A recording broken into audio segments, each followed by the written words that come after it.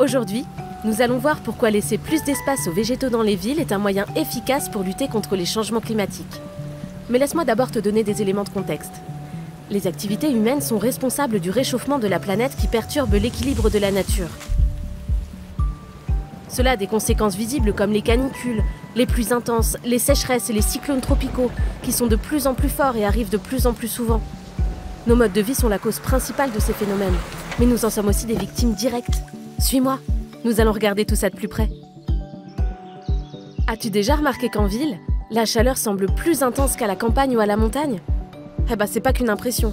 Les activités humaines très nombreuses en ville produisent de la chaleur. Entre la présence de grands bâtiments et les surfaces artificielles qui stockent la chaleur et la rejettent, les routes goudronnées et la forte circulation, tout est réuni pour que la température grimpe encore plus haut pendant les périodes de canicule.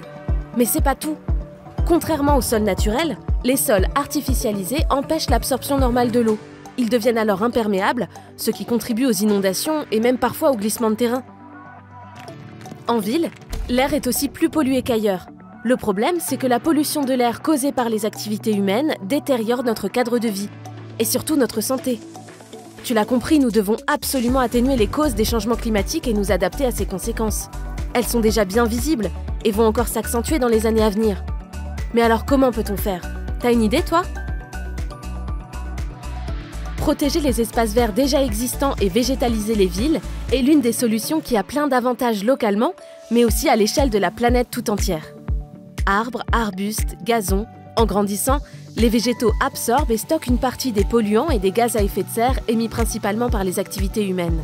Ils améliorent ainsi la qualité de l'air que l'on respire. On sait aussi que la pluie pénètre très bien les sols naturels recouverts de végétation, ce qui aide à limiter le risque d'inondation et les glissements de terrain.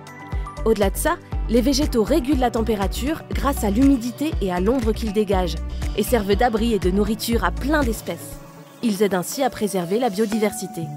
Et puis dans les parcs et le long des rues, les grands arbres, les arbustes et les pelouses apportent de nombreux bénéfices à notre qualité de vie.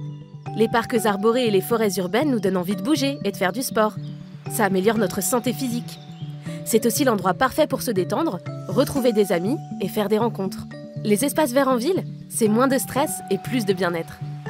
En plus, franchement, les paysages urbains sont quand même plus beaux avec de la verdure. Tu l'as compris, la végétation dans les villes, c'est vraiment top.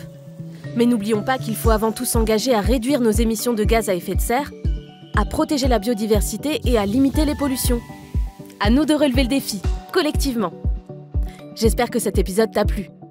Pour continuer d'explorer la forêt et ses enjeux, rendez-vous sur la plateforme La Forêt et nous.